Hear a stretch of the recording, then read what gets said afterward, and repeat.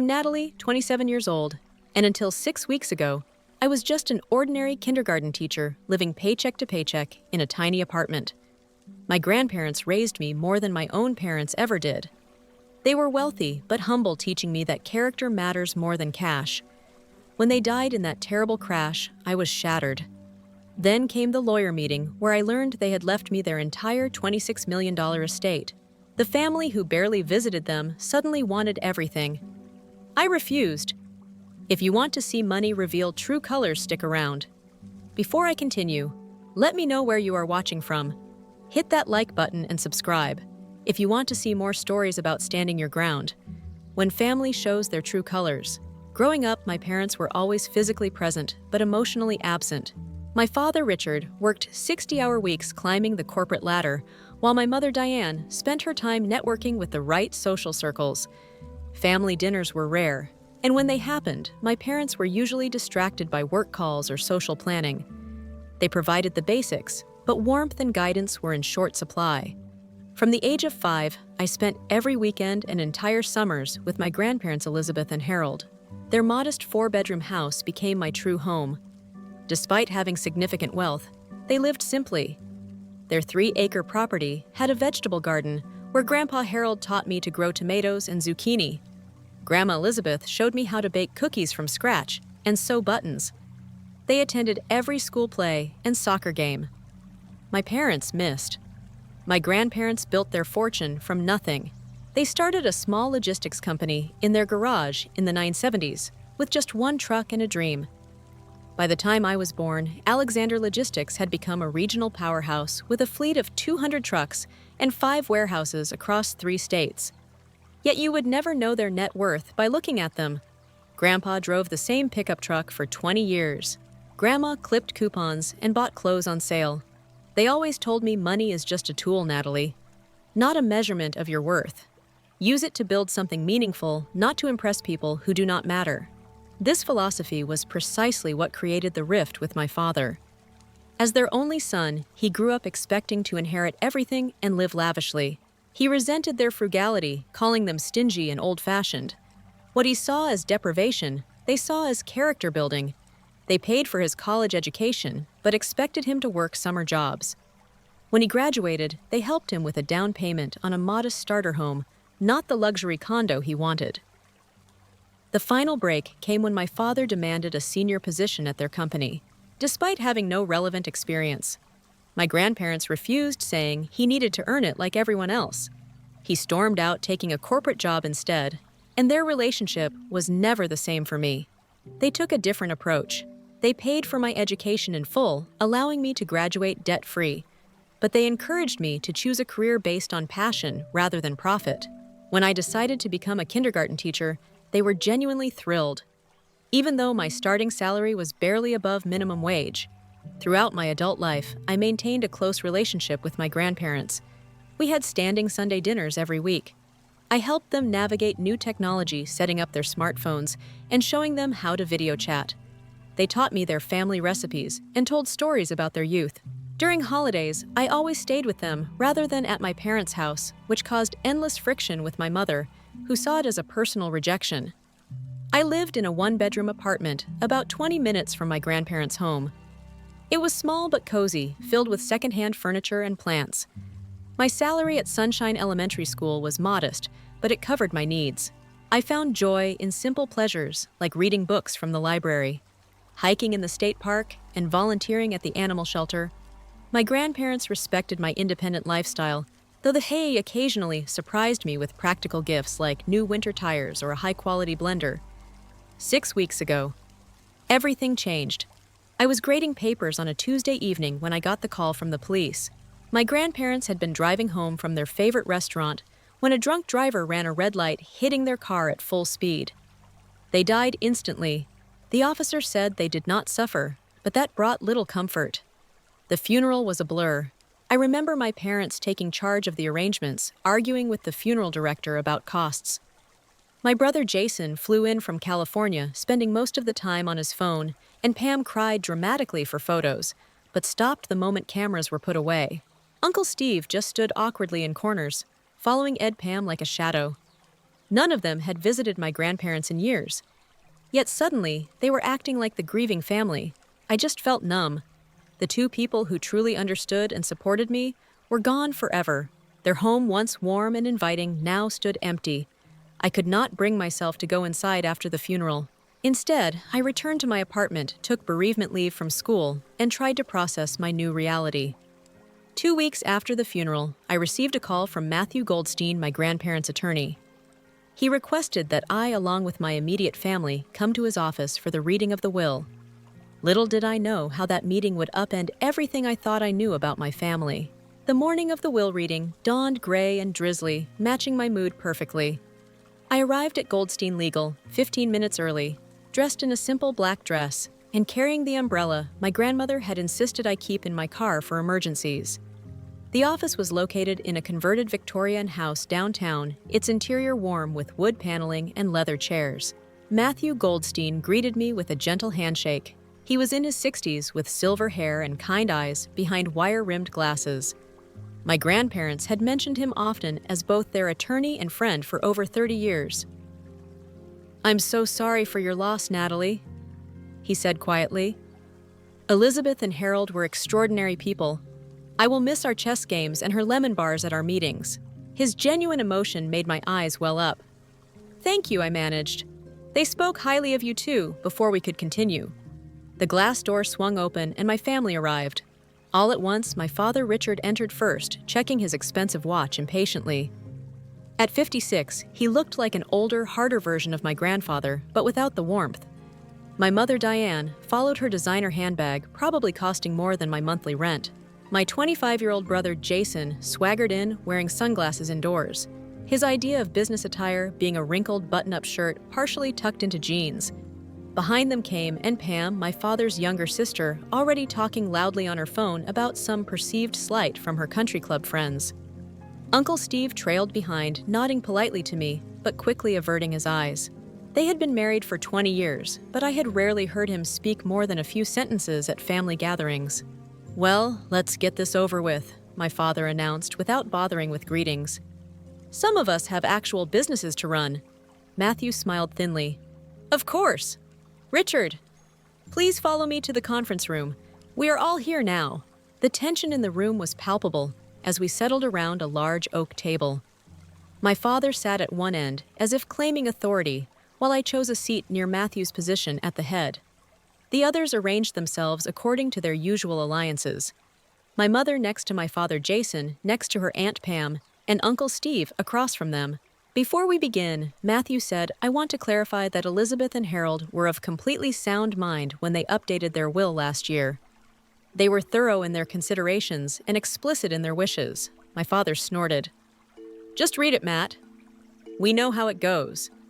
Dad built the business. I am his son. Standard inheritance procedure."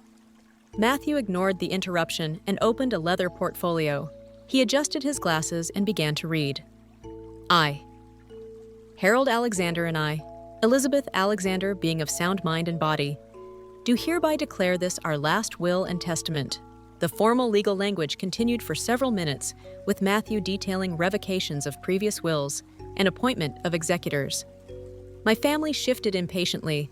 Finally, he reached the section everyone was waiting for. "We hereby bequeath our entire estate, including but not limited to all cash assets totaling approximately $8 million, our investment portfolio valued at approximately $12 million, all real estate holdings, including our primary residence, valued at $5 million, and our 25% ownership stake in Alexander Logistics. Value would at approximately $1 million.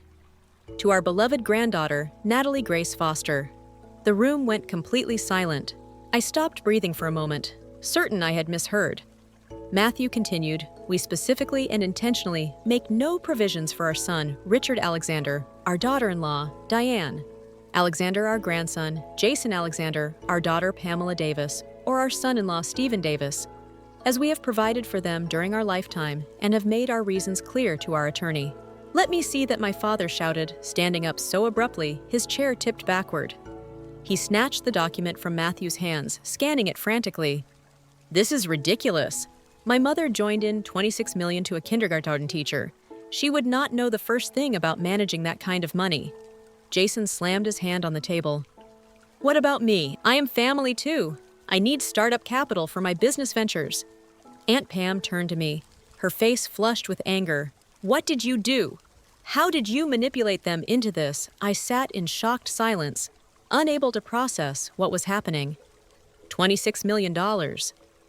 My modest grandparents had accumulated that much, and they left it all to me. Matthew calmly retrieved the will from my father's grip. If you will all please take your seats, there is more. Harold and Elizabeth recorded a video message to be played at this time. He pressed a button on a remote, and the large screen on the wall illuminated. My grandparents appeared sitting side by side on their living room sofa.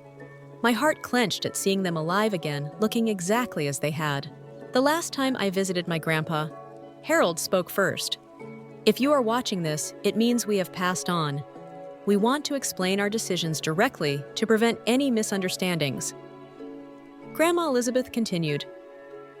Richard, Pam, we love you as our children, but we have been deeply disappointed by the values you have embraced and passed to your own children, with the exception of Natalie.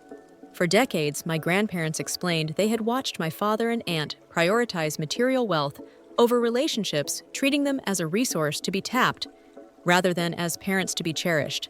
They detailed years of missed family events, requested loans never repaid, and dismissive attitudes toward their modest lifestyle choices.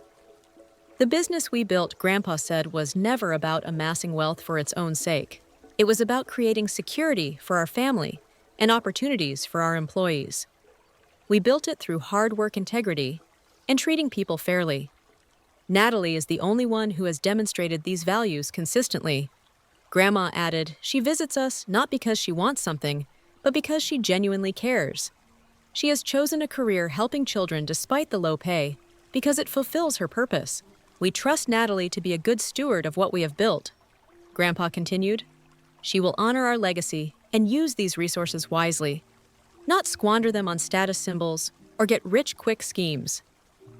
The video continued for several more minutes, with my grandparents expressing their hopes for how the inheritance might be used to support education and community development areas they had always cared about, but had limited time to address while running their business. As the screen went dark, my father exploded. This is absolute garbage. They were clearly senile. We will contest this will. No judge will uphold this insanity. Matthew remained perfectly calm. They anticipated that response, Richard. They underwent extensive cognitive testing before finalizing this will, with multiple independent doctors certifying their competence. Additionally, they documented years of behaviors that informed their decision. I must advise you that contesting will be extremely difficult, expensive, and unlikely to succeed. My mother turned to me, her voice suddenly. Honey, sweet Natalie, darling, you understand this is not right. Your grandparents were confused.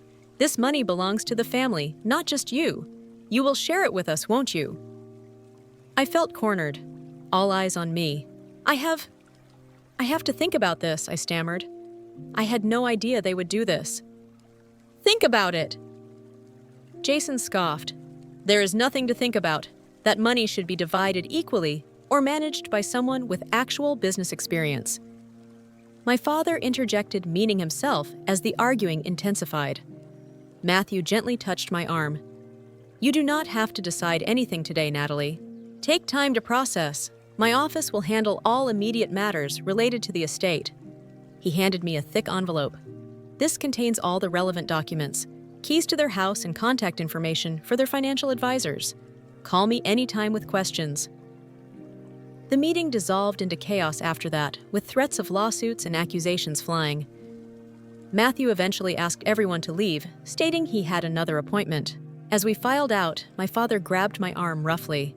This discussion is not over, he hissed. Come to our house tonight at 6. We will sort this out as a family. His tone made it clear this was not a request. I nodded numbly, too overwhelmed to argue, as they departed in their separate luxury vehicles. I sat in my 10-year-old sedan in the parking lot, clutching the envelope, and wondering how inheritance meant to be a blessing had so quickly become a curse. I spent the afternoon in a daze, driving aimlessly around town, before stopping at a quiet park to gather my thoughts. The envelope from Matthew sat unopened on my passenger seat.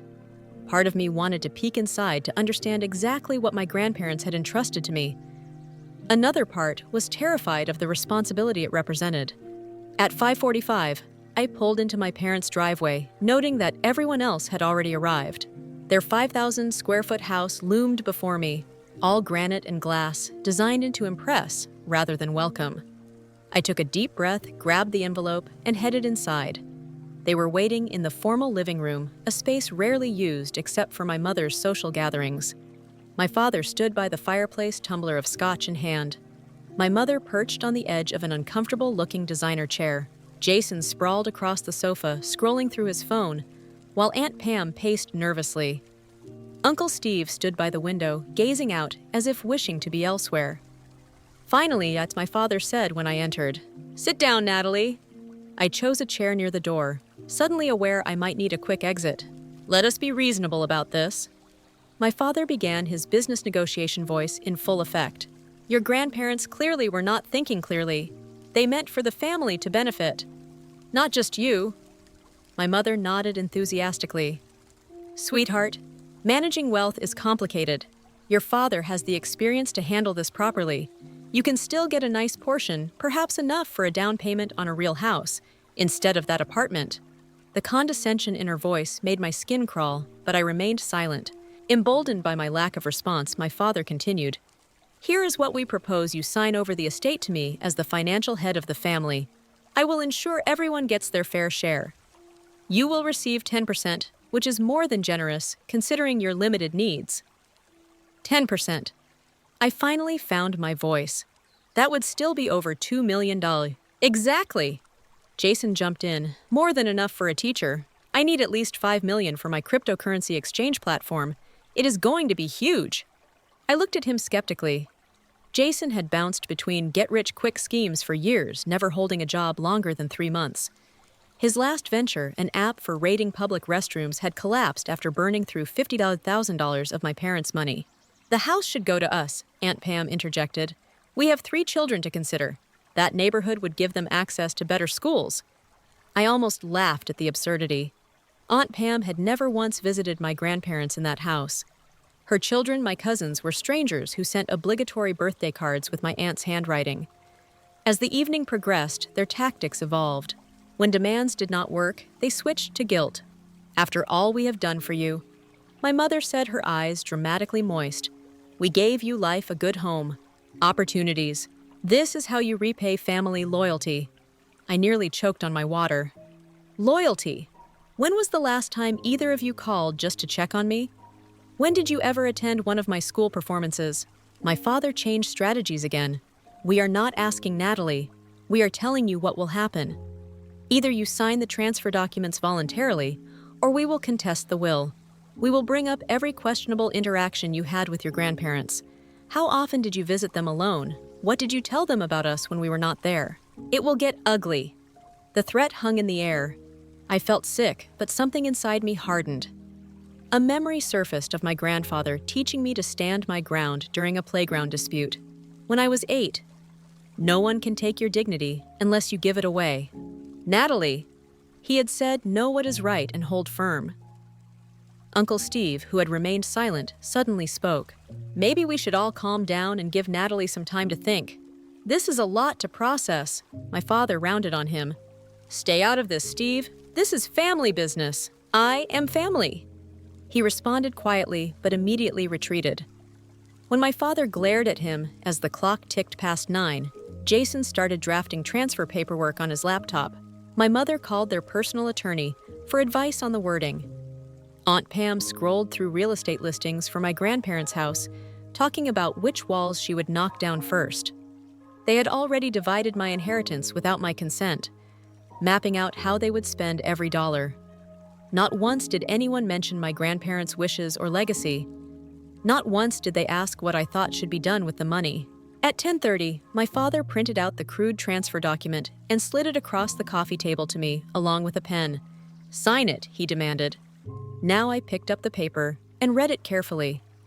The language was broad, essentially signing away all my rights to anything my grandparents had left me. In exchange, I would receive a percentage to be determined later at my father's sole discretion. I put the paper down and took a deep breath. Number. The room went silent. What did you just say? My father asked, his voice dangerously low. I said no, I will not sign this or anything like it. My grandparents trusted me with their legacy for a reason. I intend to honor that trust. My mother launched into a tirade about ingratitude. Jason called me names. I will not repeat. Aunt Pam began sobbing dramatically about her children's future. Through it all, I sat still, the word no becoming a shield around me. Finally, my father slammed his glass down so hard it cracked. That is enough, he roared. I always told Dad you were not to be trusted. You manipulated them just like you are trying to manipulate us now with this innocent act. He stalked toward me, pointing his finger inches from my face. You have a choice to make right now, Natalie. Either you sign that paper and remain part of this family, or you take your precious inheritance and consider yourself disowned. You cannot have both. The ultimatum hung in the air between us. I looked around at the faces of my family members, searching for any sign of love or understanding. I found none. In that moment, I realized a painful truth. They had never really seen me as family. I was just a means to an end, a potential source of money, nothing more. I'm not signing, I said firmly, standing up. I'm sorry you feel this way, but I have to respect what Grandma and Grandpa wanted. Then get out of my house, my father snarled. Pack your things and leave tonight. You are no longer welcome here. I live in my own apartment. I reminded him I have for years. He laughed coldly. The apartment we co-signed for. Because your teacher's salary could not qualify for the lease. Check your agreement, Natalie. We own that building through one of our investment companies. Consider your lease terminated. My stomach dropped. He was right. When I could not qualify for the apartment on my own. They had offered to help. I never realized they actually owned the building through a shell company. You have 30 minutes to pack essential items, my mother said, checking her watch. The locks will be changed tomorrow. I stood frozen in shock. They were actually kicking me out, making me homeless over money they had never earned. The clock is ticking. Jason smirked. Better hurry, sis. Those $26 million will not keep you warm tonight. 30 minutes is not long to pack up your life. I moved on autopilot, grabbing clothes, toiletries, important documents, and a few sentimental items. My mind kept spinning with disbelief. How could they do this? How could money turn my family into complete strangers? My father stood in the doorway of my bedroom, arms crossed, watching me like a guard, ensuring a prisoner did not steal anything during transfer. My mother stayed downstairs, already on the phone with a real estate agent about selling my grandparents' house. Her voice carrying up the stairs. You were never really part of this family anyway, my father said coldly, as I stuffed clothes into a duffel bag. Your mother and I were going to divorce before she got pregnant with you. You were the obligation that kept us together. The casual cruelty of his revelation staggered me. I had always sensed I was unwanted, but having it confirmed so bluntly was another matter entirely. We have wasted enough time and money on you, my mother added, appearing in the doorway. Your private school tuition braces, summer camps, all those dance lessons you were terrible at. Consider this the end of our investment. Investment. Not love or care, but investment. As if I were a stock that had performed poorly. Jason appeared next, leaning against the wall with a smug expression. You will regret this when you have nothing and no one, he said. That money will run out faster than you think. And then what? You will come crawling back, and we will remember how you chose cash over family. I zipped up my final bag, fighting back tears. I was determined not to cry in front of them. I would not give them the satisfaction. Is that everything my father demanded? I looked around the room that had been mine since childhood, though I had only stayed here occasionally since college. The ballet trophies from elementary school, the framed diploma, the bookshelf filled with novels and textbooks, the photo album so much left behind. I can come back for the rest later, I said. My father laughed. There will not be a later. Whatever you leave tonight goes to charity or the trash. Your call. The finality of it hit me. They were erasing me from their lives completely, all because I would not give them money. They had done nothing to earn. I grabbed my grandmother's quilt from the bed and stuffed it into my already overflowing bag. I would not leave that behind. With 3 bags slung over my shoulders and another in my hand, I made my way downstairs. no one offered to help at the front door. I turned around one last time. My family stood in a line, faces set in various expressions of anger, disappointment, and smug satisfaction. "You might have money now," my mother said, "but family is forever. You will realize what you have thrown away." "I am not the one throwing away family," I replied quietly. "You are." With that, I walked out the door and into the cool night air. The door slammed behind me with disturbing finality. Standing beside my car in the driveway, I suddenly felt the weight of everything crashing down. I was effectively homeless. My apartment was no longer mine. My family had disowned me. In the span of a few hours, I had gained millions, but lost the only support system I had ever known. Flawed as it was, I sat in my car and finally allowed the tears to come. They streamed down my face as I gripped the steering wheel. Great heaving sobs that made my whole body shake. I cried for my grandparents, whose absence felt more acute than ever. I cried for the family I had always hoped for, but never truly had.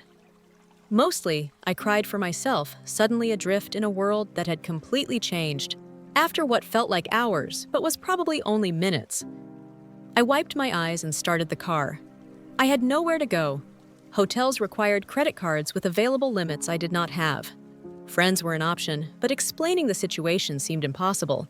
At nearly midnight, then I remembered the envelope Matthew had given me. Pulling it out, I found a set of keys with a familiar rabbit-shaped keychain. My grandmother had cherished the keys to my grandparents' house, the house that was now unbelievably mine. The drive to their neighborhood took 20 minutes.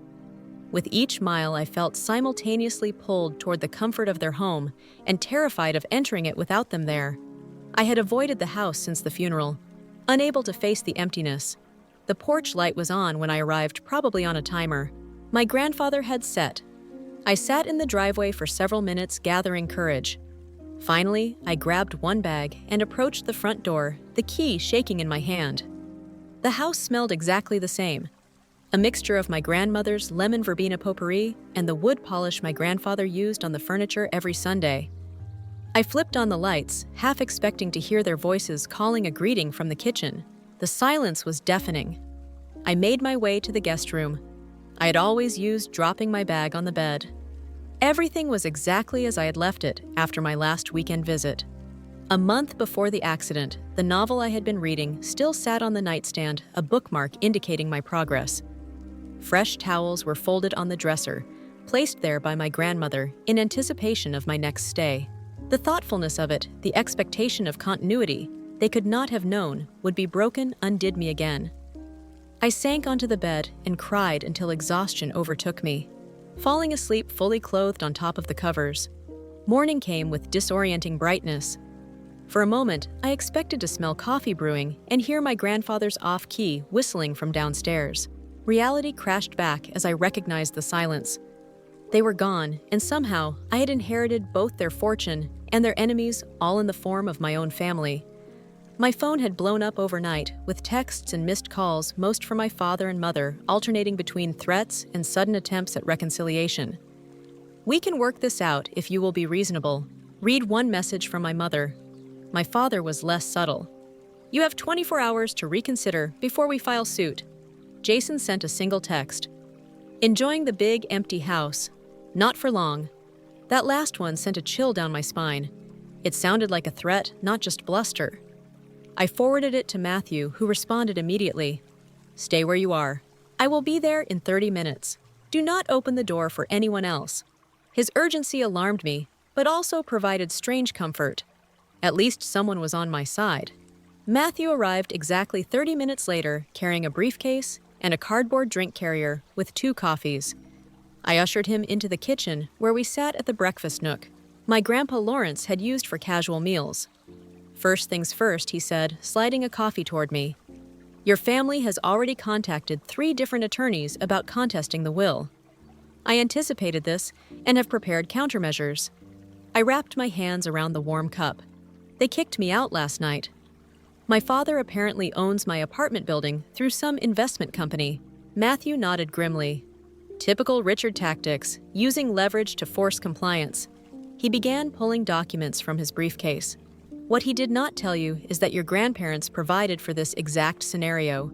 He showed me a deed to a small cottage about 20 minutes outside town. Your grandmother bought this property 5 years ago as an investment, but kept it in a separate trust for you. Richard does not know about it. You have somewhere to go if you need it. Relief washed over me. At least I would not be homeless. But the idea of hiding out while my family circled like vultures did not sit well. There is something else you should know. Matthew continued. You are not alone in this.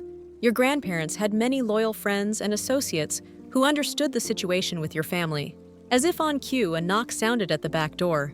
Matthew smiled. That would be Carlos. Carlos. The name was vaguely familiar. Carlos Ramirez, Matthew explained. He has been your grandparents' estate manager and handyman for 15 years. He lives in the guest house at the back of the property. I answered the door to find a man in his early 50s with salt and pepper hair and kind eyes. He held his hat in his hands respectfully. Miss Natalie, he said warmly. I am very sorry about your grandparents. They were wonderful people. I saw your car this morning and wanted to check if you needed anything. The simple kindness nearly brought me to tears again. Thank you, Carlos. I'm a bit overwhelmed, to be honest. Carlos nodded. Mr. Harold and Mrs. Elizabeth worried about that. They asked me to look after you if anything happened to them. The house, the grounds, everything is maintained. I have been keeping watch. Matthew invited Carlos to join us at the table over the next hour. Carlos shared stories about my grandparents that I had never heard, painting a picture of two people who were respected and beloved by those who worked for them, not just their entitled family members. Your father and brother, Carlos said carefully. They came here after the funeral when no one was around. They took things, watches, jewelry, some electronics. I have it all on the security cameras. My stomach clenched. My father had installed an extensive security system for my grandparents years ago, supposedly for their protection. I had forgotten about the cameras. Carlos shook his head sadly. They did not know Mr. Harold had me update the system last year. He did not trust the old one your father put in, said it had too many blind spots. Matthew made a note that footage could be useful if they pursue legal action. There is more, Carlos continued. Mrs. Elizabeth kept detailed journals. She documented everything, especially family visits and interactions. They are in her study. I followed Carlos to my grandmother's small study off the main hallway. A built-in bookcase held dozens of leather-bound journals, each meticulously dated. Carlos pulled one from the shelf and handed it to me. This one mentions when your father asked for money last year. He said for some investment opportunity. I opened the journal immediately, recognizing my grandmother's elegant handwriting. May 15th. Richard visited today, first time in 7 months, did not ask about our health or lives. Immediately launched into pitch about cryptocurrency investment requiring $250,000. When Harold refused, Richard became hostile, accused us of preferring. Natalie said we were naive to trust her when she only visits to secure her inheritance. Could not be more wrong. Natalie has never asked for money, has no idea of our net worth, brings food every Sunday, and stays to eat with us. Richard left without finishing his coffee. Harold very upset afterward. I read entry after entry, each one documenting years of similar interactions. My father demanding money, my brother pitching absurd business ideas, my mother making thinly veiled comments about their modest lifestyle being embarrassing to her social standing. In contrast, my visits were described with genuine warmth. My grandmother noted small gifts I had brought, conversations we had shared, help I had offered around the house. She saw me in a way my parents never had. As I read, the doorbell rang. Carlos went to answer it, returning with an older woman in a practical dress and cardigan, Dorothy Reynolds. He introduced her. Your grandparents' housekeeper for 20 years. Dorothy hugged me tightly. You look just like Elizabeth when she was young, she said. She was so proud of you. Over the next several hours, more people arrived. Rosa Martinez, my grandparents' business partner, who knew every detail of Alexander Logistics and offered to guide me through understanding the company. George Pertel, their investment advisor, who brought comprehensive portfolios showing exactly how my inheritance was structured. Sarah Johnson, their neighbor for 30 years, who brought a homemade casserole. And stories about neighborhood gatherings I had attended as a child. Each person who arrived brought not only information, but genuine affection. They had all loved my grandparents, and by extension, cared about me and my well-being. While going through my grandmother's desk, Dorothy found a hidden compartment containing letters from my father spanning decades. Each one requested money sum with thinly veiled threats about cutting off access to me if they refused. She also kept this, Dorothy said, handing me a USB drive. Security footage from after the funeral. Your mother was going through Elizabeth's jewelry before the reception even ended. She took several valuable pieces, claiming Elizabeth would have wanted her to have them. My grandparents, it seemed, had been documenting my family's behavior for years, perhaps knowing this day would come.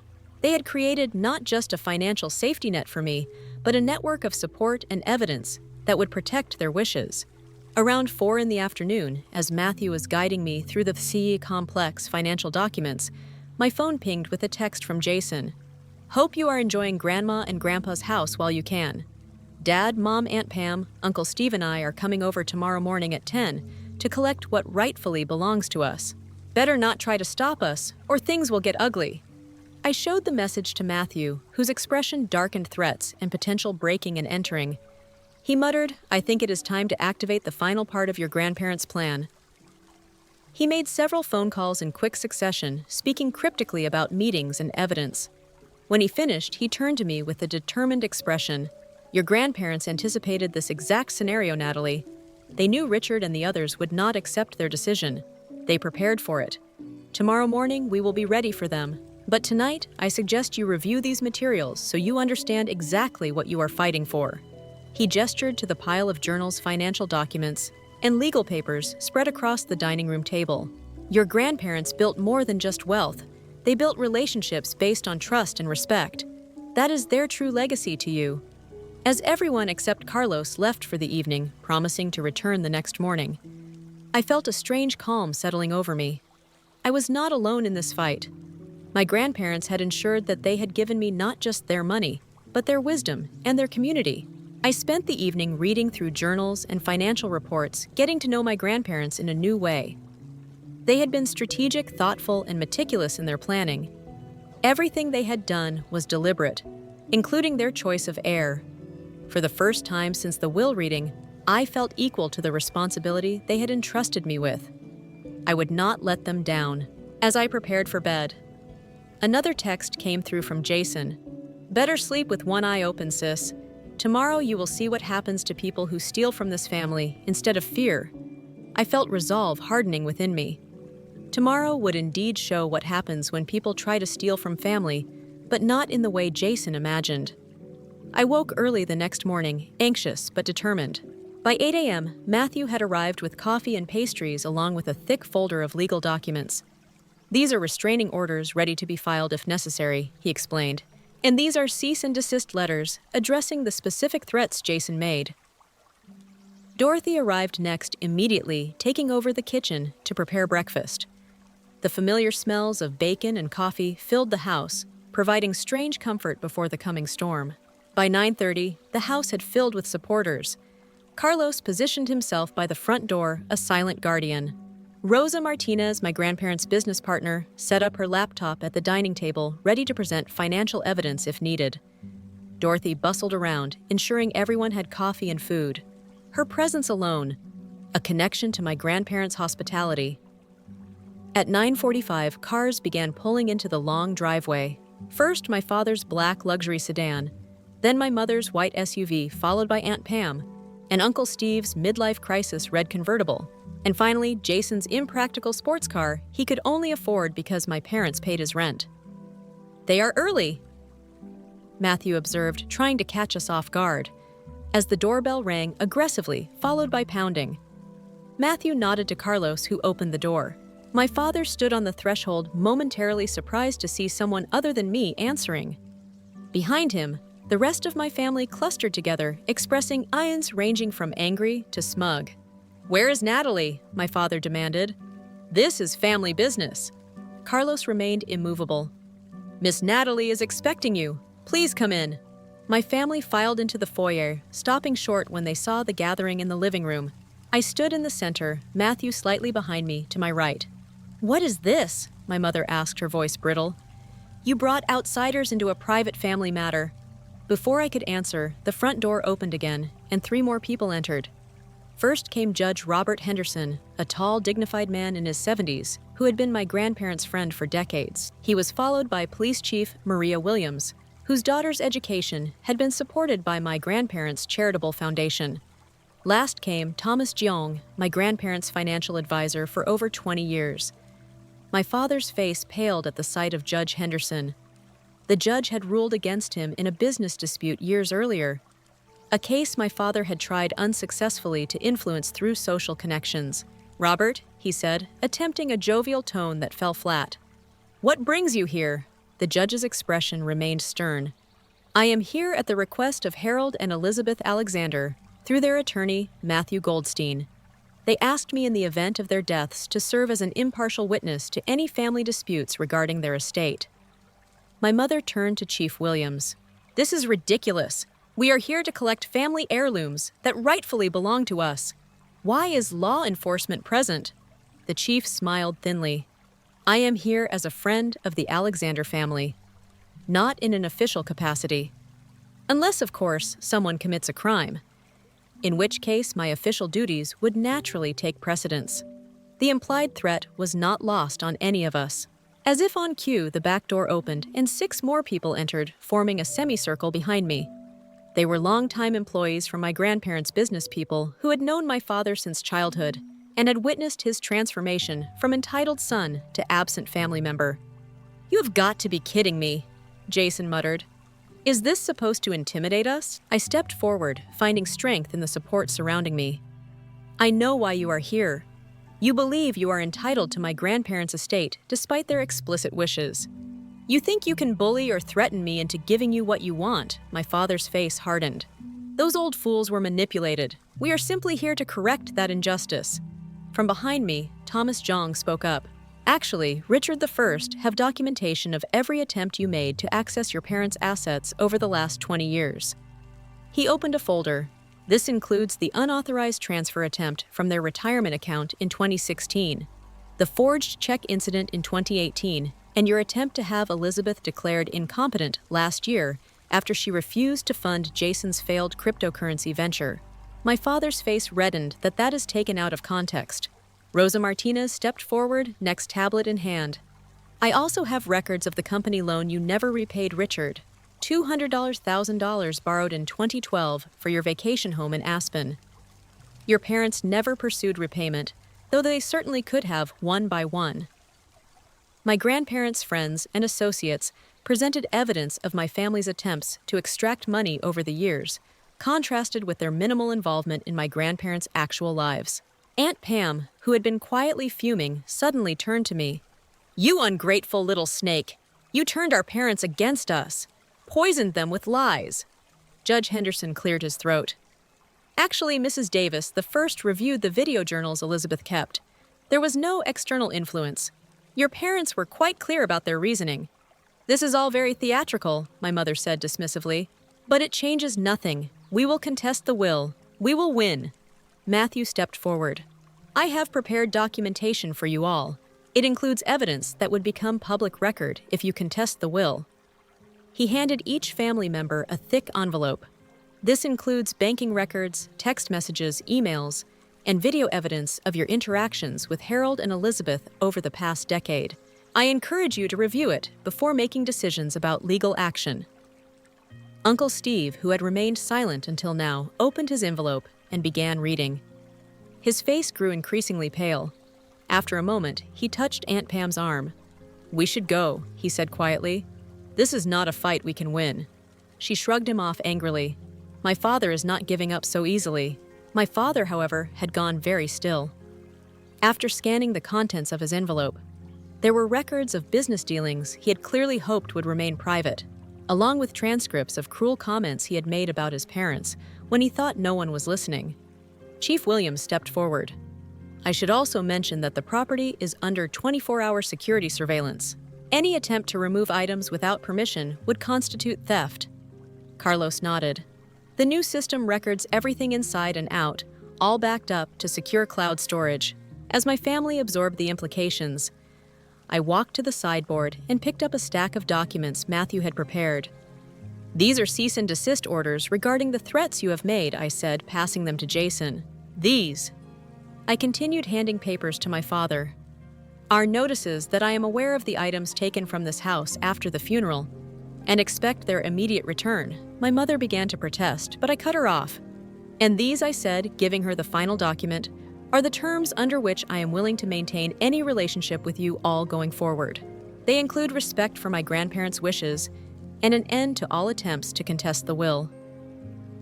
The room fell silent as my family realized the position they were in. Not only had my grandparents legally protected their decisions, but they had anticipated and documented every possible challenge. The community of support they had built stood firmly with me, presenting a united front my family had not expected. My father was the first to break. "This is not over," he said, but the defeat in his voice suggested otherwise. "Actually, Richard, it is, Judge Henderson replied. "Your parents were meticulous in their planning. Any judge in this county would uphold their wishes based on the evidence they compiled." One by one, my family members retreated toward the door, their threats dissolving in the face of the overwhelming evidence against them. Jason glared at me as he passed. "This is not the end," he muttered. "Perhaps not," I replied calmly. "But it is the end of you taking advantage of this family. My grandparents saw who you really are. That is why we are all here today." As they filed out to their cars, the tension in the room dissipated. Dorothy immediately began serving fresh coffee and pastries, as if to cleanse the space of the negative energy. The others gathered around, offering congratulations and support. I felt strangely empty, neither triumphant nor devastated. I had stood my ground, protected my grandparents' wishes, but lost what remained of my family in the process. The victory felt hollow. Judge Henderson seemed to sense my conflict. He placed a gentle hand on my shoulder. "Your grandparents would be proud, Natalie, not just of what you did today, but how you did it with dignity and principle." Rosa nodded in agreement. "You are more like them than anyone else in the family. That is why they trusted you with everything." As my family's cars disappeared down the driveway, I realized I had crossed a threshold.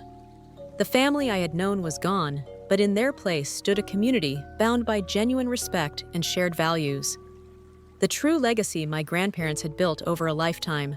It was not the family I was born into, but perhaps it was the family I was meant to have all along. 6 months passed in a blur of learning and adjustment. The first weeks after the confrontation were the hardest, filled with legal paperwork, financial decisions, and the painful process of accepting that my biological family had chosen money over relationship. They made a few half-hearted attempts to reconcile, but only when they needed something proving that nothing had really changed. With guidance from Matthew and my grandparents' advisors, I established the Elizabeth and Harold Alexander Foundation for Education, dedicating $10 million to supporting underprivileged students and schools in our community. The foundation focused particularly on arts education and vocational training areas my grandparent aunts had always believed were undervalued. I returned to teaching kindergarten, much to the surprise of those who thought I would quit. Once wealthy, my classroom at Sunshine Elementary became a showcase for what was possible with proper resources. I personally funded new books, art supplies, and technology that the school budget could never cover. Every child got healthy snacks daily and winter coats if they needed them, small expenses for me that made huge differences in their lives under Rosa Martinez. Mentorship. I learned the basics of running Alexander Logistics. While I did not take an active management role, I ensured the company maintained my grandparents' values, including their profit-sharing program for employees and generous retirement benefits. The business continued to thrive, providing stable employment for over 100 people in our community. My grandparents' house, once painfully empty, gradually became a home again. I moved from the guest room into the master bedroom, though it took months before I could sleep there without feeling like an intruder. With Carlos' help, I renovated the large basement into a community space for foundation events and educational programs. Dorothy still came 3 times a week, refusing to fully retire. Despite my insistence, she had earned it. My family made occasional attempts to re-establish contact, though their motives were transparent.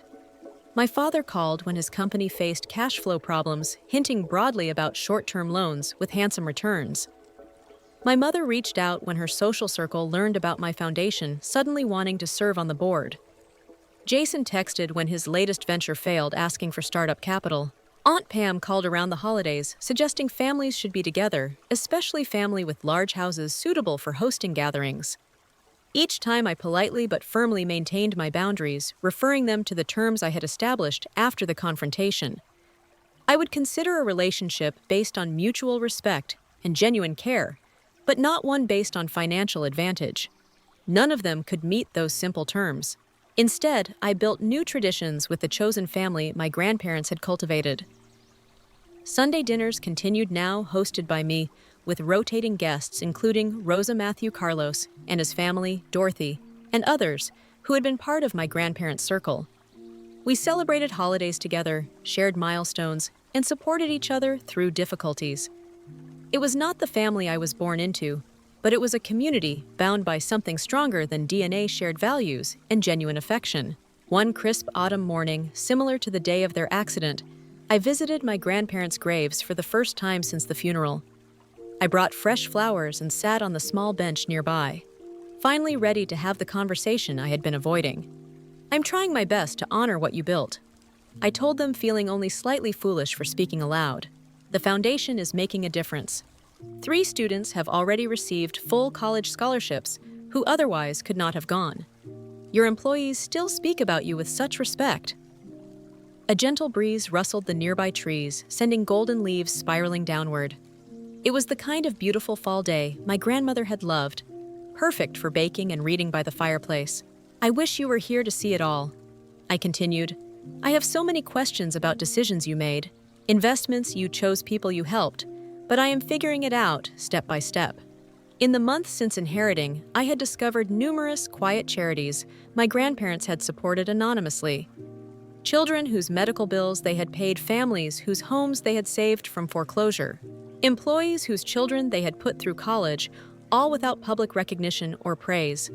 "Thank you for trusting me," I whispered. "I understand now why you made the choice. You did." It was never really about the money, it was about values.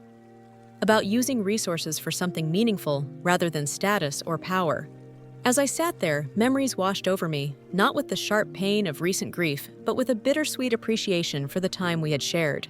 I remembered my grandfather teaching me to fish, my grandmother showing me how to make her famous apple pie, both of them attending every school play and graduation. When my parents were too busy, the inheritance had never been primarily about money. It had been about entrusting me with their legacy, their values, their vision of what wealth could accomplish when used with purpose and compassion. The next day, I hosted the foundation's first major event, a scholarship ceremony for 20 high school seniors who would receive full college funding.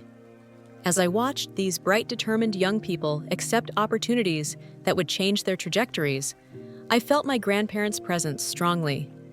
Among the recipients was Maria Vasquez, a brilliant young woman who reminded me of myself at that age, full of potential but limited by financial constraints. She planned to become a teacher to give back to her community just as she had been supported. As the event concluded, Maria approached me, tears in her eyes. "My parents both worked 2 jobs," she said. "No one in my family has ever gone to college. This changes everything, not just for me, but for my younger siblings, who now see it as possible." In that moment, I understood completely what my grandparents had been building all along. Not just a business or a fortune, but a legacy of positive impact. A ripple effect that would continue long after they were gone. They had trusted me to amplify that effect, to carry their values forward in ways they would never see, but had envisioned. The money had indeed revealed true colors, showing me who valued wealth over relationship.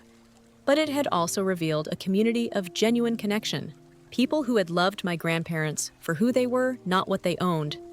That was the true inheritance, more valuable than any dollar amount. As I move forward, I continue teaching, running the foundation, and learning the business. The wealth allows me to amplify good work, but it does not define me. I still live relatively simply, drive a practical car, and spend weekends volunteering rather than shopping. My grandparents would approve. I think they always said money was a tool, not a goal. I finally understand what they meant. What is your experience with family and inheritance? Have you ever had to stand up to pressure from loved ones to do what you knew was right?